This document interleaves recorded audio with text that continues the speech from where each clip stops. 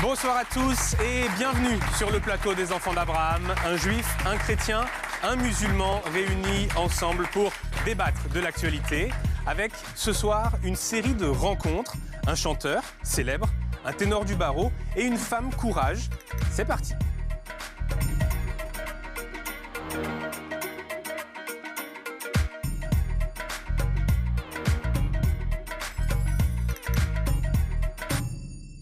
Et les trois enfants d'Abraham, vous les connaissez, ils sont là, fidèles au poste. Malek Chebel, le père Alain de la Morandée et le grand rabbin Chaim Corsia. Bonsoir à tous les trois. Alors, je vous rappelle que vous pouvez nous retrouver sur Internet, sur notre blog et sur direct8.fr. Mais d'abord, et sans plus tarder, on vous présente nos invités.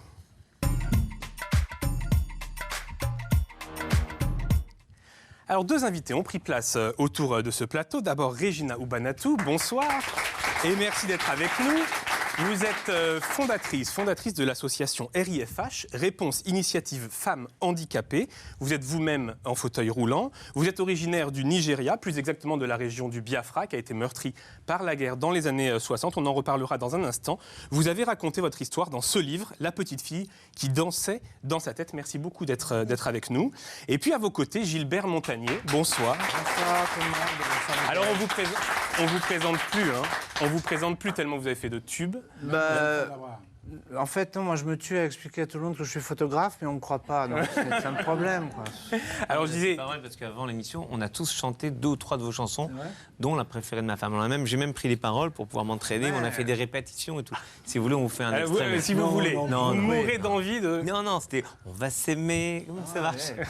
Merci. Voilà, on a dit qu'on le ferait. On a dit qu'on le ferait, j'ai les paroles. Vous avez les paroles et à tout moment, je peux intervenir. Voilà, un cœur peut surgir. Sur les hirondelles, alors de la maison. On vous connaît évidemment, chanteur célèbre, populaire et beaucoup de succès. En revanche, ce que l'on ne connaissait pas, c'était votre histoire que l'on découvre dans ce livre. Ouais. J'ai toujours su que c'était toi. Absolument. Alors, on va en parler. Et puis finalement, une façon d'introduire la discussion, c'est ce petit clin d'œil, parce qu'en préparant l'émission, votre femme m'a dit que que le concept de cette émission vous plaisait pas mal, parce que cette idée de rencontre entre différentes religions, ça vous parle. Oui, je trouve qu'on a tout à gagner à comprendre qu'on fait partie du même arbre et qu'on a tout à faire ensemble. Oui, absolument. Et alors, quand je disais ça vous parle, c'est aussi, et on le comprend en vous lisant, hein, c'est que vous êtes issu vous-même d'un couple mixte. Oui, tout à fait. C'est-à-dire que mon père était bourbonnais, centre de la France, bien dans la terre, tout ça. Moi, j'adore ça. Mais bouffeur de curé, hein, je crois. Oui, il n'aimait pas. Je sais pas. Il avait un problème avec l'Église. Il n'entrait jamais dans une église. Il n'aimait pas là. Et puis maman étant juive. Mon livre commence. Ça se passe au début de la guerre. Ouais. Quand ils sont, avant la guerre, en 1935, quand ils se sont rencontrés dans le 20e arrondissement, ils ont dansé ensemble le 14 juillet. Et puis, mon père, comme vous feriez tous, messieurs, demandait à maman quel était son prénom. Elle lui a dit Jeanne. Maman était venue d'Algérie en 1925. Elle n'y est jamais retournée, d'ailleurs. Et il lui a simplement dit, c'est étrange, j'ai vécu avec une autre Jeanne, j'ai connu une autre Jeanne, et puis plus rien. Et puis ils ont vécu ensemble, ils ont eu 3 enfants, comme ça, avant d'être mariés. À l'époque, c'était pas trop courant. La guerre a éclaté, et là, mon père sachant que maman était juive, il lui a dit, tu ne bouges pas, tu ne vas pas au commissariat, tu ne vas pas te faire recenser. Voilà, je dois t'avouer que cette Jeanne dont je t'avais parlé le 14 juillet, il y a quelques années, je suis toujours marié avec elle. Je ne suis donc pas divorcé. J'ai gardé le livret de famille. Et avec ce livret, tu vas aller à la mairie te faire une autre identité sous son nom. Et maman a vécu toute la guerre sous le nom de cette femme qui s'appelait Jeanne Paubel. Alors ça, c'est le premier volet de l'histoire. Bon, vous verrez... Vous racontez, si on rentre un peu dans les détails, ces papiers lui ont concrètement sauvé la vie dans un certain nombre de situations. Totalement. D'abord, dans tous les jours, parce que l'intuition de ne pas se faire recenser. Oui. Qui était une intuition extraordinaire, parce qu'à l'époque, les Juifs, comme tout le monde, avec confiance dans ce qu'on demandait, et on a demandé aux Juifs de se faire recenser. Ah ben oui. Ils y sont massivement allés Ils y se sont allés déclarer comme juifs. Voilà, Il y avait même un côté, une fierté républicaine, une fierté patriotique. On est français, donc il n'y a aucun problème. Voilà. C'est ce qu'on leur a fait Il y a croire. une sorte d'intuition de votre père, Mon de lui dire père. n'y va pas. Ouais, mon père, et alors ce qui est dingue, c'est que mon père ne m'a jamais parlé de tout ça, voyez-vous. Jamais un mot. Vous ne connaissiez pas l'existence de cette première Jeanne, de cette première femme? Maman m'en a parlé. Maman m'en a parlé. Elle ne s'était jamais rencontrée. Maman, tous les jours, a vécu dans la terreur d'être démasquée, ce qui a bien failli se produire à plusieurs reprises. Vous le verrez dans le bouquin, la Gestapo est arrivée un peu avant la fin de la guerre. Et ils lui ont dit, Madame, on ne comprend pas, parce qu'il y a une femme qui usurpe votre identité. Mais ne vous inquiétez pas. Nous chercherons, nous reviendrons, et nous chercherons, nous trouverons et nous reviendrons. Et heureusement, quelques jours après, le débarquement a commencé et elle a pu aller récupérer sa véritable identité au deuxième bureau. Et ça, c'est le premier volet. Et le deuxième volet, alors? Le deuxième volet est complètement incroyable. C'est que des années après, à la sortie d'une projection d'un film sur Lucie Aubrac, cette résistante du Rhône-Alpes, moi, j'étais toujours très habité par cette période de guerre parce qu'à chaque fois, maman m'en parlait souvent. Bon. Et puis, en entrant à la maison, mon épouse et puis quelques amis qui étaient là ce week-end du Bourbonnais, justement, région que j'adore en France, à qui je commence à raconter le peu que je savais, c'est-à-dire le nom de cette femme, et je savais le nom de son village, puisque maman avait dû apprendre tout puisqu'il remontait à 2 et 3 générations. Donc je savais qu'elle était née dans le Doubs, donc je raconte simplement ça. Et il commence à me dire, mais pourquoi tu n'appelles pas? Si ça se trouve, tu pourrais la retrouver. Je leur dis, mais ça va pas. Attends, elle est morte, je suis sûr, depuis très très longtemps. Sinon, elle aurait cherché à me contacter, ou je sais pas. Et vu leur insistance, et en fait, pour tout vous dire, pour avoir la paix, parce qu'on allait ouvrir une bouteille de champagne, je voulais une petite coupe. Donc pour avoir la paix, je prends mon téléphone et je fais le numéro. Et vous découvrirez que finalement, en 12 minutes à peu près, j'ai rencontré cette Jeanne au téléphone, qui m'a dit cette phrase pas possible. Elle m'a dit, on est tombés tous les deux en larmes, enfin tout le monde pleurait à la maison, et elle m'a dit, mais j'ai toujours su que c'était toi quand je te voyais à la télé, mais elle ne m'aurait jamais dérangé, elle n'aurait jamais, puisqu'elle ne savait pas du tout que je savais quoi que ce soit. Mais par contre, elle, je lui ai tout appris parce qu'elle ignorait le total, quoi. Elle ignorait tout de l'action sans le vouloir qu'elle avait eue, qui a sauvé maman, et j'ai pu la prendre dans les bras et la remercier. Et je suis ravi d'avoir fait ce livre. Vraiment, le plus j'en parle, je me sens bien, parce que c'est pour moi un témoignage de croyance au possible. Alors j'ai toujours su que c'était toi, c'est la phrase qu'elle vous dit, et c'est le titre de votre livre. Oui, monsieur. Chaim, vous l'avez lu, qu'est-ce qui vous a touché dans cette histoire? Le côté, je dirais presque naïf, voilà, et le côté entier. J'ai besoin de dire merci à quelqu'un. Je trouve que c'est très. C'est l'idée d'une dette, c'est l'idée qu'on a, enfin voilà, de savoir se souvenir. C'est très touchant, l'idée de dire merci. Et, en tout cas, dans le judaïsme, ça nous dit évidemment des choses. Dans le christianisme et dans l'islam aussi, cette notion de devoir quelque chose à quelqu'un. On doit quelque chose à Dieu, on doit quelque chose à nos parents, on doit quelque chose aux autres. Mais on doit aussi des choses à des gens qui, à un moment ou à un autre, ont tendu la main, ont permis quelque chose. Ben, leur dire merci, ça fait partie aussi d'une forme profonde d'humanité. Père Lamorandais, je vous vois sourire. Merci de dire les choses à notre place. Mais c'est bien, hein. Oui, ça lui arrive de parler à votre place. J'ai plus besoin de toi, hein. J'ai plus besoin de vous, c'est Moi, bon. Voilà. J'ai lu votre livre un peu comme une prière, quoi. Une prière d'action de grâce, voilà. C'est-à-dire l'action de grâce, c'est ce que j'ai dit en moins bien, c'est pas grave. Bon, Malek, allez. Non, mais moi, la question est un peu plus vaste que celle de mes copains. C'est la place de l'islam. Est-ce que vous avez, vous qui êtes un chanteur populaire en France, dans la France d'aujourd'hui, dans votre histoire personnelle, comment? Sa mère d'Algérie, comme nous trois. Oui, mais enfin, c'est pas l'islam. Quelle est votre opinion un peu sur la situation des musulmans qui sont... Comment vous les trouvez? Comment vous entendez le bruit de la communauté musulmane en France? Je suis très content que vous posiez cette question, parce que je ne le savais pas, évidemment. Ce qui m'intéresse beaucoup, alors je vais y aller carrément, ce qui m'intéresse beaucoup, c'est que je crois qu'on a fait une erreur en France, c'est qu'on a oublié de mettre à l'honneur, vraiment, tous ces gens qui viennent de l'immigration et qui se bougent, j'allais dire autre chose, mais on va dire qui se bougent l'âme et le cœur pour que leurs enfants soient dans le droit chemin, pour qu'ils ne tombent pas dans la délinquance, pour que, je veux dire, je trouve que tout ça, ça mérite qu'on leur fasse honneur et qu'on les mette à l'honneur, parce que c'est une grande majorité qui est trop souvent ignorée. Et moi, je parle souvent, vous l'avez dit, moi, dans mon public, j'ai tous les modèles en magasin et j'adore ça, quoi. Je veux dire, je suis très reconnaissant de jouer partout. Et pour moi, c'est important de dire ça. Et je suis drôlement content que vous m'ayez donné l'occasion de le dire. Je crois que c'est une des premières fois que j'en parle. Et je crois que c'est très important, ça.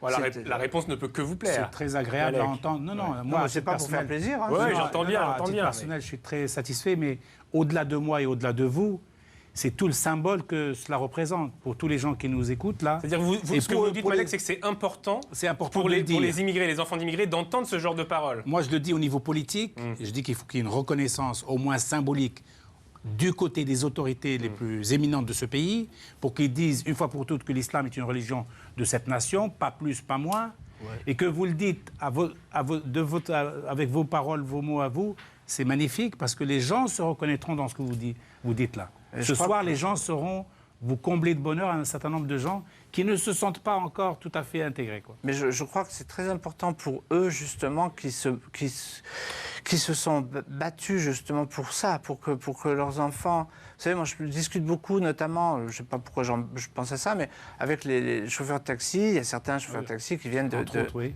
ces communautés, et ils me racontent leur vie, ils me racontent leur jeunesse, comment leurs parents, ils ont galéré, et puis qu'ils ont été durs avec eux, mais finalement qu'ils les ont maintenus dans une éducation, dans tout ça.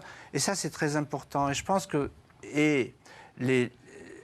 c'est un peu le même truc que l'handicap, en fait, dans le sens où je dis souvent aux populations handicapées, dont je fais partie, hein, moi je suis aveugle de naissance, bon, d'accord, mais je dis que l'handicap ne doit pas être une excuse à l'aigreur. Et ça, pour moi, ça me paraît drôlement important.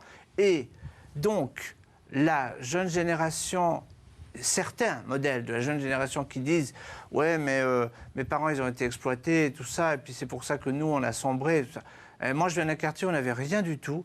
Et c'est pas obligé de sombrer, il faut absolument croire. En fait, ce qui nous réunit aujourd'hui, c'est qu'il faut croire à cette lumière qui nous vient du ciel. Parce que la lumière qui nous vient du ciel, c'est la seule qui soit réelle. Alors, la lumière électrique, c'est nothing. Vous m'offrez ma transition parce que vous avez parlé du handicap et de la foi, d'une certaine manière.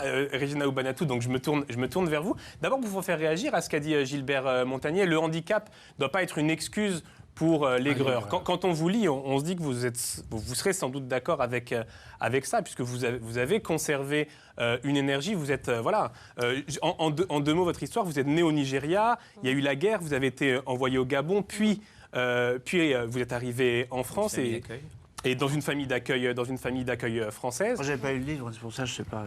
Mais je peux te le raconter. Bah ouais. Non, en fait, effectivement, je suis née au Nigeria et à la suite de la guerre du Biafra, qui était en début mai 67. Donc il s'avère que les conditions de guerre et les conditions de mon handicap fait que je vais être sauvée, on va dire, de mon devenir de personne handicapée et aussi de ma situation en tant que biafraise, la population qui était un peu stigmatisée, qu'on a provoqué aussi toute la famine qu'on connaît.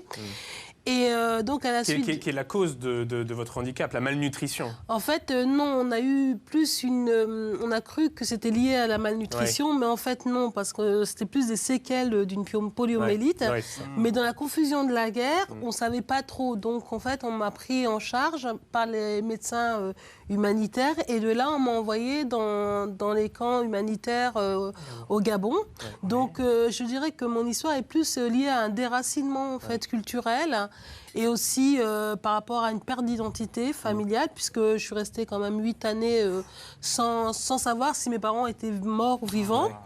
Et donc 2 fois déracinée, puisque je suis partie de mon pays à l'âge de 3 ans. arrivée au Gabon et je suis arrivée en France après à l'âge de 5 ans. Bon, vous pouvez imaginer, sans maîtriser la langue, voilà, entourée de blancs. Donc, voilà. De bonnes Et sœurs. de bonnes sœurs surtout. Donc ça, c'était pas des moindres. Mais Ça veut dire quoi, là, les bonnes sœurs, pas des moindres? Disons que je reprends les religieuses qui étaient bonnes parfois et puis très très méchantes Parfois. D'autres fois. Donc, en fait, c'est comme l'être humain, finalement. Il y a les bons et les méchants. C'est un peu manichéen ce que je dis, mais dans la vie, c'est ça aussi. Alors, Il y a noir et blanc, quoi. Voilà, noir et blanc. Voilà, donc, avec toutes les gammes. Voilà, toutes les gammes. En fait, je représente toutes les gammes, moi toute seule. Je suis très heureuse parce que effectivement, je trouve que toutes ces comment dire, ces situations difficiles permettent effectivement de pouvoir se dépasser et de pouvoir s'enrichir aussi par rapport à nos différences et de savoir que voilà quoi, il faut aussi croire en soi, à son potentiel, en dépit de tout ce qu'on peut entendre. Oui. Alors justement, quand je faisais le parallèle entre vos deux parcours, finalement, quand on vous lit et quand on vous écoute, on dit que finalement, tous les deux, au départ, vous n'auriez pas dû vous en sortir, finalement. Vous avez des trajectoires. Au départ, c'était vraiment, vraiment pas gagné. Vous avez dû aller puiser une certaine énergie. Ça fait un peu... bon sentiment de dire ça comme ça, sauf que c'est vrai. Non, mais enfin, moi, c'est un peu... Je sais pas, moi, je le vois pas comme ça, parce que... Grand prématuré, vous êtes né grand prématuré. Oui, sur la table de la cuisine, mais c'est vrai. C'est pour ça que j'aime bien la bouffe, en fait. Mais par contre... Pardon ? Une prédisposition. Voilà, exactement. Mais ce qui est étrange, c'est que pour moi, alors ça va choquer peut-être, mais ça fait rien. Hein. Moi, je me suis jamais vu comme une personne handicapée, quoi. Oui. Je savais que j'étais aveugle, point. Bon, mais j'ai eu la chance d'être dans un milieu. On vivait dans un petit appart, un 43 mètres carrés. On était 4 enfants, mais mes parents, ils n'ont pas eu le bouquin livré avec comment on faisait, mais ils ont cru au possible finalement. Pas peut-être au début, parce qu'ils ont été surpris. D'abord, ils ne m'attendaient pas si tôt et tout ça. Mais moi, je n'ai jamais vu le fait que j'étais aveugle comme quelque chose de réducteur. J'ai vu par contre que le monde n'était pas préparé à m'accueillir et que j'allais devoir jouer l'informateur et le formateur d'esprit pour expliquer au monde, OK, je suis là, regardez-moi en face, parce que moi je sais que vous ne me regardez pas en face et j'aime pas quand on ne me regarde pas en face. Et après, que j'avais ma façon de voir aussi, qui était tout aussi légitime que la leur, et qu'on avait tout à faire ensemble. Alors vous parlez de noir et blanc, ce qui est complètement fou, c'est que moi je ne sais pas du tout ce que c'est, ni noir ni blanc. J'ai tendance à penser à ça, pour moi je ne connais pas du tout ça. Mais parce que j'ai jamais eu... Vous êtes blanc pour nous, hein, moi, votre voisine est noire, mais ça ne change. Vous êtes deux êtres humains. Moi je trouve que je suis noir. Moi. Personne n'a jamais réussi à me prouver le contraire, de toute façon. Mais Régina. Moi, si vous voulez, pareil, le handicap n'a jamais constitué un frein. En fait, j'avais déjà des handicaps à la naissance, on va dire, du fait d'un environnement qui était en guerre. Potentiellement, j'aurais pu être aussi tuée, voire exterminée, puisque je le dis textuellement, parce que les Ibo, en fait, étaient considérés comme les Juifs d'Afrique. C'est l'ethnie dont vous êtes originaire. Voilà, donc j'ai eu beaucoup de chance. Quelle confession, d'ailleurs, juste au Biafra, Biafra, en fait, de cette partie-là, parce qu'il y a aussi les parties musulmanes au nord, et il y a beaucoup de religions, mais bon, les religions majeures sont chrétiens et musulmans. Mais moi, je me suis jamais considérée effectivement appartenant à la communauté des personnes handicapées ou à la communauté des personnes noires, etc. Je me suis considérée à la communauté de l'humanité, en fait, on va dire, hein, parce que moi, j'ai grandi aussi avec des enfants de toutes les origines, hein, dans cette institution d'enfants handicapés. Et effectivement, ça m'a ouvert vraiment l'esprit, comme quoi il fallait pas, que la richesse était à chercher dans l'homme, quoi. Et que voilà. Donc. Alors, quand on vous écoute et quand on parle de handicap, aujourd'hui, on sait que ça pose un certain nombre de questions. À nous tous, finalement, à la société française en l'occurrence. Comment trouver sa place aujourd'hui? On va regarder un reportage réalisé par Mélanie Murciano et Sébastien Duport. Ils ont rencontré Wissem, 18 ans, en fauteuil roulant. Voici son portrait. École de graphisme de Bagnolet. Cette année, la promotion des développeurs Internet compte un étudiant pas tout à fait comme les autres, Wissem, tout juste 18 ans. prends l'ombre. Il calcule tout en fait. Là, il a foiré. Le jeune homme souffre d'une maladie génétique rare qui atrophie peu à peu ses muscles. Wissem n'a plus de force dans les bras ni dans les jambes et depuis une dizaine d'années, il ne peut se déplacer qu'en fauteuil roulant. J'ai toujours été dans une école, on va dire, avec des gens normaux. C'est ce que je souhaitais toujours et mes parents aussi. Je ne me voyais pas en fait être avec que des personnes handicapées. Évoluer dans un cadre normal, pas facile avec un tel handicap. Wissem doit effectuer son cursus en alternance avec une entreprise, mais l'étudiant a bien du mal à trouver un établissement qui puisse l'accueillir. J'aurais pu avoir plusieurs entretiens avec des employeurs qui auraient pu me prendre. Mais le souci, c'est que quand je les avais au téléphone et qu'ils étaient très intéressés en fait pour me prendre, leurs locaux n'étaient pas adaptés quand je demandais. Besoin d'ascenseurs pour circuler dans les immeubles, de rampes pour entrer dans les bâtiments, de trottoirs suffisamment larges et de transports en commun adaptés. Chaque déplacement du jeune homme vire rapidement au casse-tête. Alors forcément, les sorties entre amis sont assez rares. En dehors de l'école et tout, non, pas trop, je sors pas trop en fait. Faut tout organiser à l'avance. Imaginons un cinéma, la dernière fois, au lieu de prendre juste un bus qui met 20 minutes, j'ai pris un RER, puis un bus, puis marcher à pied. Donc 1 heure à peu près. Donc, et au retour, on avait fini tout le chemin, il ne nous restait plus qu'à rentrer à pied à la maison et la pluie est tombée. Fin de la journée, comme chaque soir, c'est un transporteur spécialisé qui doit ramener Wissem chez lui. Le jeune homme vit avec ses parents dans un petit pavillon de 2 étages. Installer un élévateur dans les escaliers coûterait trop cher à la famille. Wissem doit donc se contenter d'une petite chambre improvisée dans un coin du salon. Un manque d'intimité accentué par le besoin quasi constant d'une aide extérieure. Sa maman, elle le réveille, elle l'habille. Le soir, c'est moi que je m'en occupe pour le déshabiller, pour le mettre dans son lit, tout ça. Pour mettre sa douche, pour aller aux toilettes. On ne peut pas le laisser tout seul. Parce que si le moindre chose il a besoin, il ne peut pas tout seul. Je le ressens au quotidien, en fait, que c'est compliqué pour mes parents et tout. Demander l'aide des autres, c'est quelque chose auquel je me ferai quasiment jamais. Wissem ignore encore comment sa maladie va évoluer, la marge d'autonomie qui lui restera dans les années à venir, ni même s'il pourra continuer à travailler. En attendant, le jeune homme s'accroche à ses projets. C'est pas quelqu'un qui a la maladie, qui l'a cassée. Non, c'est lui qui essaie de tout monter sur la maladie. Il peut construire son avenir. Je ne vis pas positivement tout le temps, ça c'est sûr. Il y a eu des moments où c'était invivable, quoi. Je me posais des questions et tout, mais il faut se battre parce que si on ne se bat pas, c'est foutu.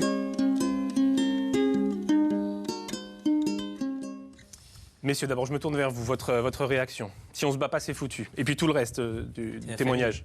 Ce qui est émouvant, c'est la famille autour, comment on est porté par l'amour qu'il y a autour de lui. On sent dans un reportage, il tient parce que les autres tiennent autour de lui. Père de la Morandais. Pour moi, les handicapés sont un symbole de 2 choses. La première, c'est qu'il y a ceux qui visiblement sont handicapés, parce que soi-disant pas comme les autres, bon.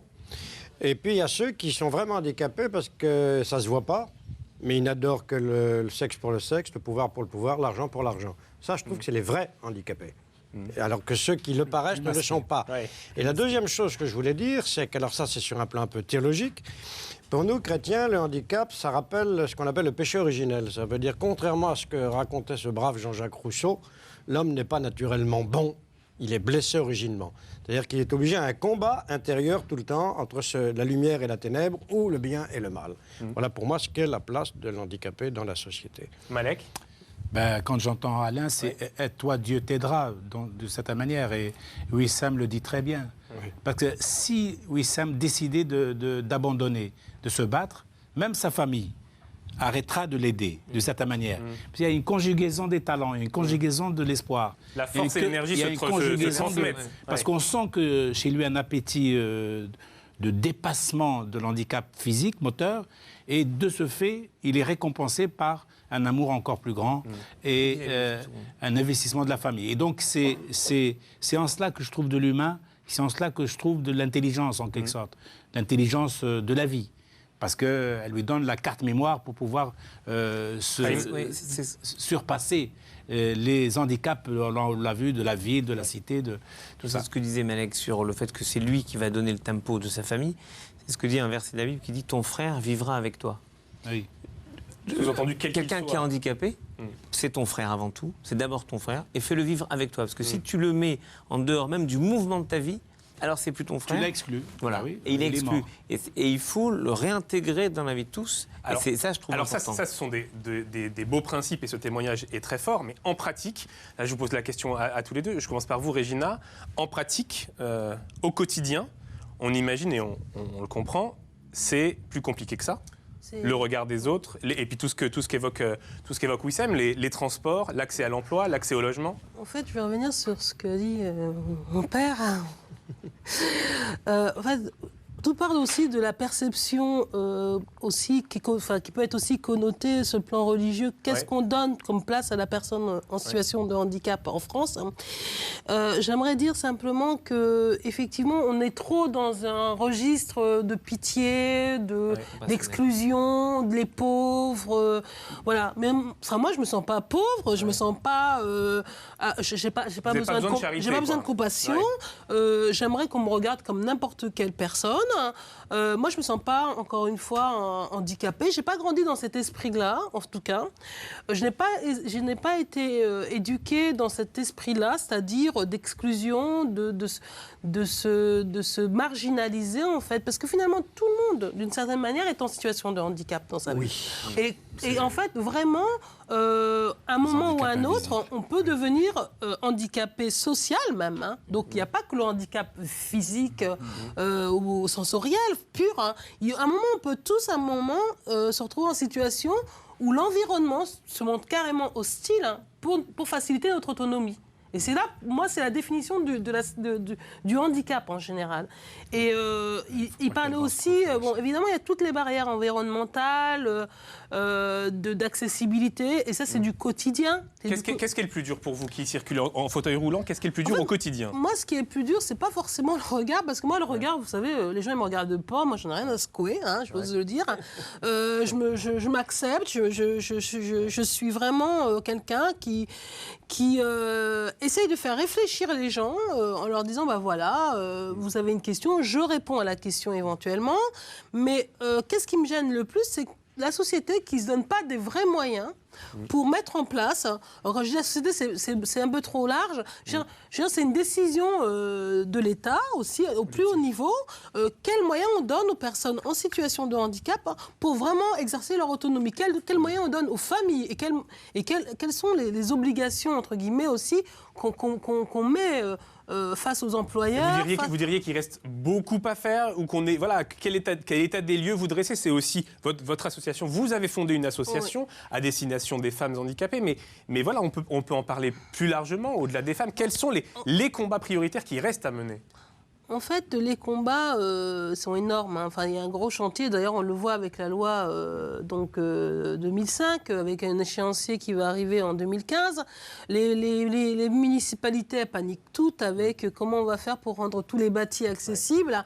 Donc, le gros chantier, en fait, on aurait dû le mener depuis 30 ans. Quoi. Ouais. La réalité, elle est là. Quoi. C'est que... on est en retard. On est en retard comme pas possible, finalement, Gilbert Montagnier. Alors, écoutez, j'écoutais avec beaucoup d'attention, évidemment, Régine. L'handicap, il est sous plusieurs couches. Le handicap, il n'est pas simplement sociétal, il n'est pas simplement français, il n'est pas simplement européen, il est mondial, l'handicap. Le problème, c'est que les esprits sont handicapés par le manque d'ouverture d'esprit, justement, au regard de la situation des personnes handicapées, comment ils vivent, comment ils peuvent faire. Pourquoi les infrastructures, elles sont encore trop en deçà de ce qu'il faudrait être? Parce que personne n'a voulu regarder auparavant le problème en face. C'est un peu ce que je disais aussi tout à l'heure. Ça veut dire qu'il y a maintenant cette deadline de 2015. Comme dit Régine, les municipalités paniquent parce qu'ils n'ont pas voulu regarder... Pardon? Elle s'appelle Régina. Oh, c'est joli aussi. C'est pas grave. Regina, c'est mieux même. Il aime bien corriger. Oui, j'ai vu. Merci. Parce que les municipalités, comme les Français aussi et autres populations, je suis désolé, c'est aussi à titre individuel que ça se passe. Ça, c'est qu'on n'a pas voulu pendant des années regarder l'handicap en face et faire ce qu'il fallait faire. Alors maintenant, il y a quand même des choses qui sont amélioré grandement par rapport à avant. Il reste énormément à faire. Moi, ce qui me choque le plus, là, aujourd'hui, sur l'instant où vous me posez la question, c'est, par exemple, que les personnes handicapées qui ne peuvent pas exercer d'emploi du tout vivent, pour l'instant, vraiment sous le seuil de pauvreté. Et ça me pose des problèmes, beaucoup. Autre point, c'est que je reviens du Vietnam, là, il y a 2 jours. Vous verriez là-bas comment on peut pas, moi qui est assez autonome, je veux dire, je me débrouille très bien avec ma canne et tout ça, on ne peut pas circuler seul en tant que non-voyant. Alors je ne te raconte pas un fauteuil non plus, parce qu'il y a une circulation monstrueuse, il n'y a pas de trottoir, ça c'est bien plutôt d'un côté, mais sauf que tout le monde roule partout et qu'on ne peut pas passer et qu'on en est encore à un état dans des pays comme ça où on ne voit pas les personnes handicapées dehors, évidemment, on ne les voit pas, puisqu'ils ne peuvent pas être autonomes. Donc, on ne les voit pas. Alors, on dit, il n'y en a pas. Ah, nous, on n'en a pas. Non. Parce qu'elles sont dans les maisons. Et puis aussi, il y a un tabou familial, c'est qu'il y a une culpabilité chez certaines personnes, et les parents gardent, par amour d'ailleurs, leurs personnes handicapées dans les pays sous-développés ou en voie de développement, avec eux à la maison. C'est bien, mais ça fait que ce ne sont pas des êtres qui vont aller vers une autonomie. Et ça, c'est important de travailler là-dessus. C'est comme le problème des SDF. Veuillez m'excuser, je sors du sujet, mais on va y revenir. Moi, je suis désolé. En France, on n'aurait pas de problème SDF s'il y avait moins de focusserie. Si chacun acceptait de parrainer une famille, par exemple. Hein? Alors, quand on dit ça, alors on dit non, c'est les États qui doivent s'occuper de ça. Et les individuels. Et nous, alors. Alors, on va. Voilà, ça m'a fait plaisir. Ouais, un coup de gueule, mais vous avez bien fait. Vous avez bien fait. Vous êtes libre sur ce plateau. Juste parce que il va nous falloir passer. Mes papiers. Il va nous falloir passer à la suite. Mais juste une dernière question que je voulais vous poser, puisque l'un et l'autre vous avez la foi. Vous dites jamais dans vos prières ou en vous tournant vers Dieu. Pourquoi tu m'as fait aveugle? Pourquoi tu m'as enlevé mes jambes? Est-ce que vous n'avez pas parfois des mouvements de colère? Puis-je répondre, Regina? Je peux. Écoutez, moi, je remercie le ciel. Moi, je remercie Dieu parce qu'il m'a donné la vraie lumière. Il m'a fait voir le soleil derrière les nuages, même quand vous ne le voyez pas. Et je sais qu'il va apparaître dans 2-3 minutes. Et quand je dis ça à des voyants qui ne me connaissent pas, ils ne me croient pas, mais ils voient bien que ça se passe, puisque 2 minutes après, il apparaît. Moi, je suis très reconnaissant du ciel. Le ciel m'a beaucoup donné. Donc, je ne demande rien à ce stade-là. Je n'ai jamais demandé de voir ou un truc comme ça. Regina, votre réponse? Moi, j'ai la foi aussi. J'ai été accompagnée dans mon combat par la foi, même si, effectivement, avec des moments de révolte et des moments pas de ressentiment, mais de révolte, je veux dire, en se posant des questions à des moments de ma vie bien précis. De doute, peut-être? De doute aussi, parce que le souci, c'est lorsque on a un handicap, c'est pas forcément, encore une fois, c'est pas forcément le vrai problème. Hein. C'est le mépris, c'est le fait qu'on se cherche un moment, on ne sait pas où est sa famille, ou peut-être que tu as des familles aussi qui peuvent te rejeter aussi. Bon, moi, je me suis posé la question pendant longtemps, pourquoi je suis en France et pourquoi ma famille ne me réclame pas. Oui. Et en fait, ce qui m'a fait tenir, c'est le fait que je savais que quelque part, je n'étais pas oubliée. J'avais une présence, je ne savais pas comment l'identifier.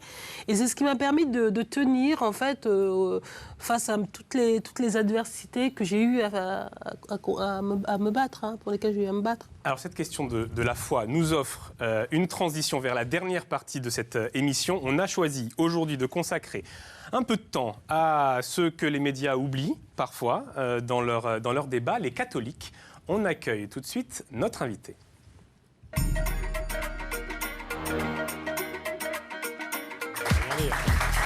Et notre invité Jean-Pierre Mignard qui s'installe sur ce plateau. Bonsoir Maître Mignard et bienvenue. Vous êtes avocat, vous avez été conseil dans un certain nombre d'affaires très importantes et très médiatisées. Vous êtes également, je le dis, membre du Parti socialiste et vous êtes catholique, assumé, revendiqué. L'année dernière, par exemple, vous avez lancé un pacte chrétien contre l'exclusion. Alors, d'abord, ça veut dire quoi se positionner comme chrétien aujourd'hui dans le débat public? D'abord, merci de m'avoir invité. Écoutez, la question est simple. Est-ce que son appartenance à une religion ou sa foi fait ou non partie du domaine privé, ça c'est incontestable. Est-ce qu'elle suppose à un moment donné ou dans des circonstances particulières qu'on s'en revendique, non comme étant une fierté, ça peut l'être, mais comme étant la réponse à une exigence profonde. Et comme cette exigence est une exigence religieuse, par définition, elle est partagée avec d'autres. Mais par exemple, là, le pacte chrétien contre l'exclusion, c'est quoi l'exigence ? Eh bien, l'exigence, c'est que les chrétiens n'acceptent pas des processus d'exclusion mis en place par le pouvoir politique, notamment lorsque l'on considère qu'ils sont inéquitables ou qu'ils frappent d'ostracisme telle ou telle partie de la population, au nom d'une identité qui est l'appartenance à la même famille humaine.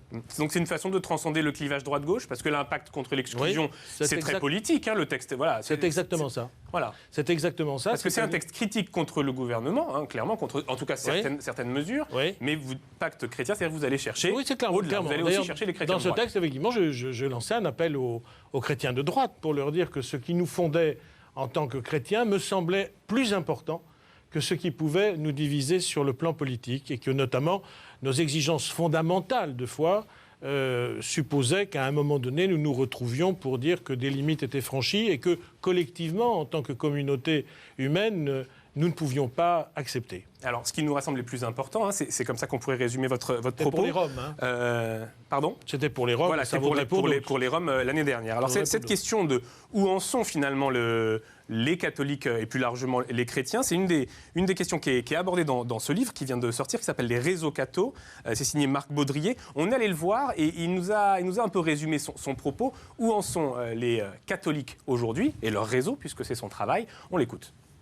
L'Église est dans cette situation très paradoxale qu'elle se prend pour une majorité, et donc alors qu'elle ne l'est pas, donc elle n'a pas les atouts d'une majorité, et elle ne veut pas se dire qu'elle est une minorité, et donc elle n'a pas non plus les atouts d'une minorité. En gros, on rate un peu tous les atouts qu'on pourrait avoir. Alors évidemment, c'est dur à vivre de la part des générations les plus âgées, qui elles sont nées dans une France quand même encore très largement catholique, et qui lèguent une France déchristianisée. Pour les 40 ans ou moins de 40 ans, je crois que ça fait partie de la donne. C'est comme ça, les générations se renouvellent et on est dans une France où on sait que dans son boulot, s'il y a un autre catho, on sera content de le trouver. Peut-être qu'il n'y en aura pas, et puis voilà, c'est la vie. Les réseaux cathos, il faut d'abord tuer une idée peut-être qu'on peut se faire. C'est pas des choses très structurées. Il n'y a pas un chef des réseaux cathos français qui tire les ficelles dans l'ombre. On peut le chercher un moment. C'est au contraire un foutoir absolument innommable et avec des tas d'initiatives individuelles qui germent partout et puis certaines prennent et d'autres pas. Alors Père de la Morandais, je vous fais réagir. Il est juste le diagnostic ? Oui, on est entre deux chaises, quoi. On n'est plus une majorité, on n'accepte pas encore d'être une minorité. Moi, je me sens bien dans cette espèce de grand écart. Mais je voudrais quand même dire à propos de son livre que j'ai parcouru, il n'y a pas de table des matières, et puis il manque à la fin une table onomastique, c'est-à-dire avec tous les noms. Je serais allé voir, est-ce qu'il y a Mignard dedans, il y a Chebel, mais je ne sais pas pourquoi. Ouais. Est-ce que vous y êtes ou pas, c'est ça ? Le réseau secret, le réseau catholique secret. Mais sur le fond, voilà, Jean-Pierre Mignard, est-ce que les catholiques se vivent aujourd'hui comme une minorité, j'allais dire comme une minorité comme les autres ? Lorsqu'on fait, Alain Amarandé parlait presque dans les sociétés commerciales, vous savez, quand un actionnaire n'est pas majoritaire et qu'il est quand même important, on dit que c'est un actionnaire de référence. Donc, disons que le catholicisme est en France une religion de référence. Pardon, M. Baraba ? Tant qu'on ne parle pas de minorité de blocage, c'est non, le principal. vous avez parfaitement raison. Parfaitement raison. Mais bien, vous avez raison. Oui, mais en plus, mais l'actionnaire de référence est obligé de compter avec les autres. Donc, il est obligé de trouver des alliés et donc, effectivement, d'engager un dialogue. Voilà. Ils sont quand même majoritaires par le nombre déjà. Oui, alors vous avez déjà raison. Par l'histoire, par l'épaisseur de l'histoire. Il y a une majorité de Français. Moi, je crois beaucoup à la cristallisation des faits d'histoire. La majorité de Françaises déclarent toujours autour de 62-63%. Le chiffre baisse d'ailleurs, se déclarent toujours appartenir, se réfèrent au catholicisme comme étant leur religion d'appartenance. Chez les pratiquants, c'est pas le même chiffre. Les pratiquants, la pratique, moi je pratique, mais je pratique pas tous les jours, je pratique des fois pas tous les dimanches, je suis un catholique pratiquant. Mais il y a beaucoup de manières aujourd'hui de pratiquer sa foi. Et c'est exact que je peux considérer, je ne sais pas ce que peut en penser Alain Amarandé, mais que par exemple un catholique qui travaille dans des mouvements de secours, je veux dire, au secours catholique, au comité catholique contre la faim et pour le développement. Je veux dire, je ne suis pas une autorité canonique ni diocésaine, je ne peux pas le dispenser de messe.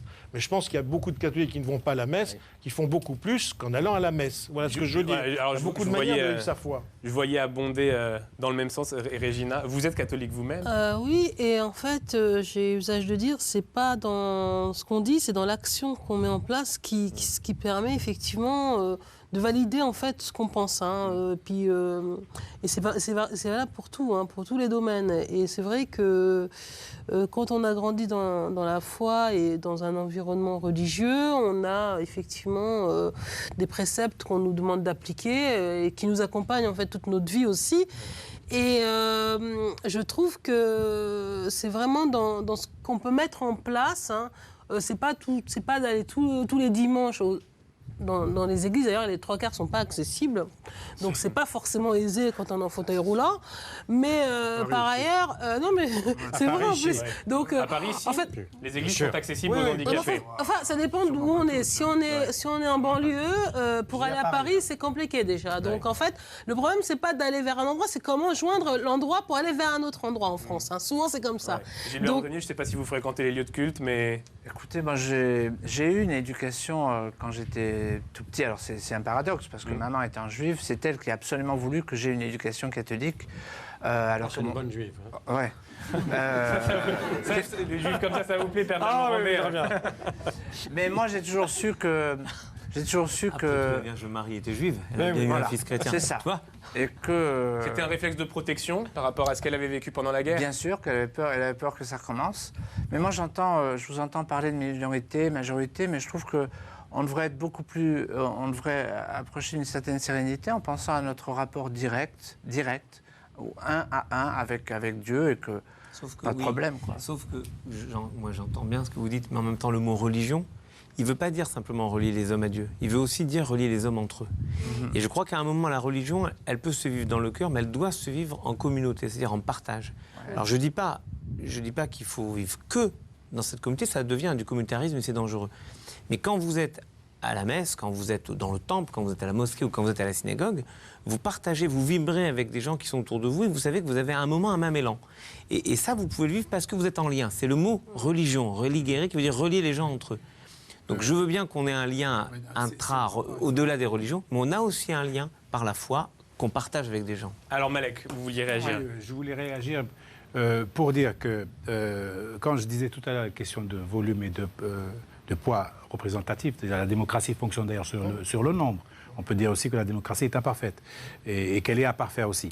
Mais moi, je voulais juste réagir. Venant de l'islam, je vois ce que provoque l'islam, qui est une minorité active, visible, donc qui fait peur apparemment, parce que je ne peux pas me mettre à la place de ceux qui ont peur de l'islam, évidemment, venant de l'islam.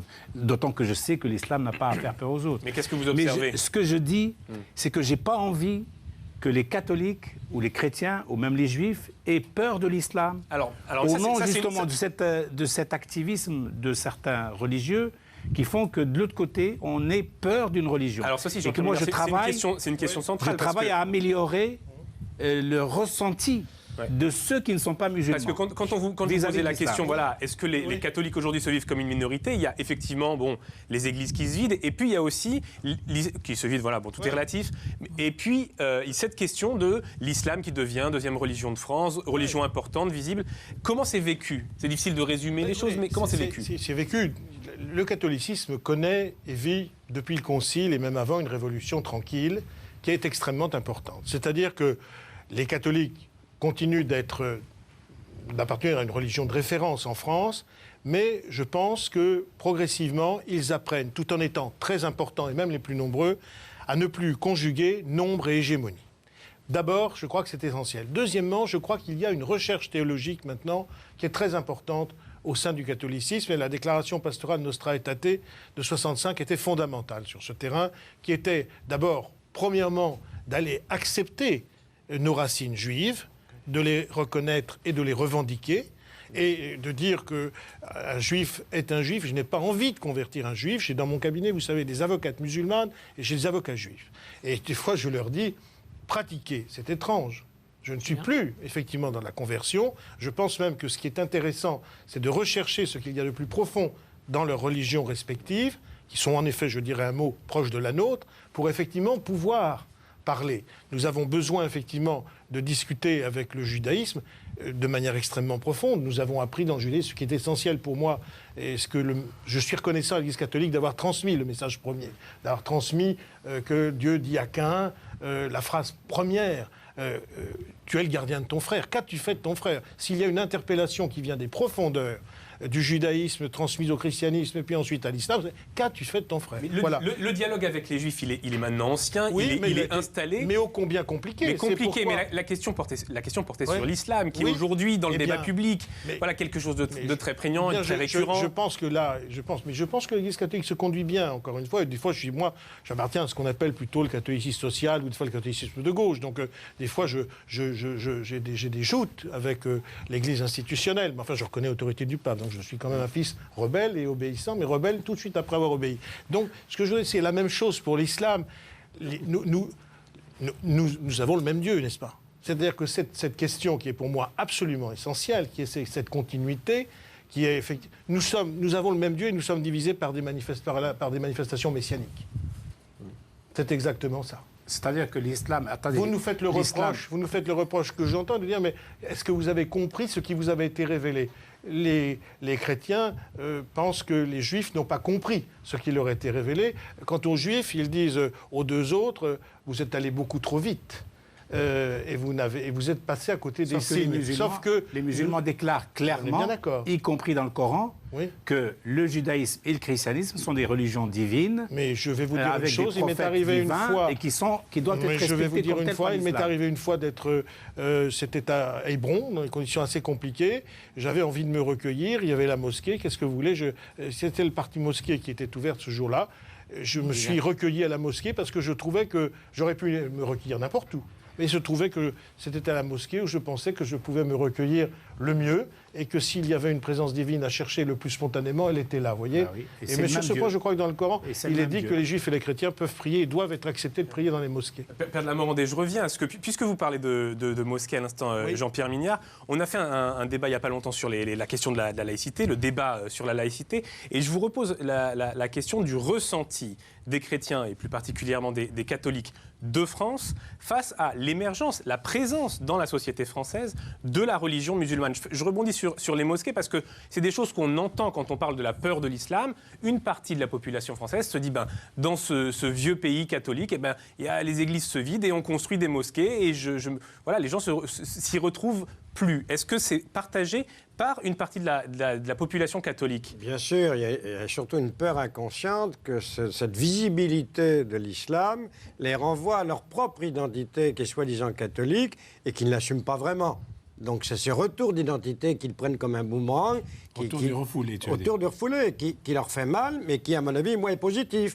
Parce que ça va les obliger à dire, je suis quoi là-dedans? Je suis qui?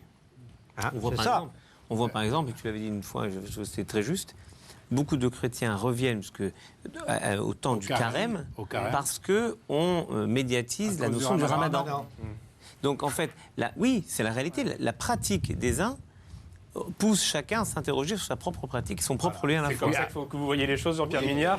Non seulement je vois les choses... C'est une vision positive, optimiste. Oui, non, mais je pense comme disait Théard de Chardin, que tout ce qui monte converge.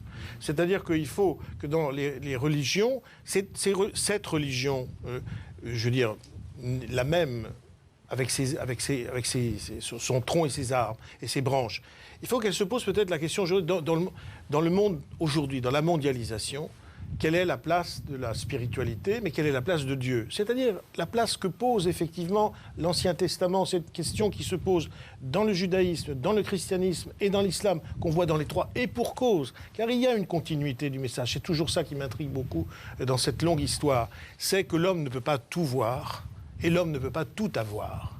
Eh bien, ce message très profond, qui est même peut-être, je veux dire, consubstantiel à l'idée de péché, qui est souvent perçue de manière un peu sommaire. C'est une question clé. C'est le fil rouge à l'intérieur du monothéisme. C'est l'interdit de l'idolâtrie. Absolument. C'est-à-dire la peur de l'omnipotence de l'homme qui se prendrait pour Dieu. Eh bien, si... Et là, la religion est une forme de limite. Bien évidemment, c'est une forme de limite. Et là, il y a un message commun, car c'est la même histoire. Ce que vous appelez secret de famille, c'est le mystère de Dieu.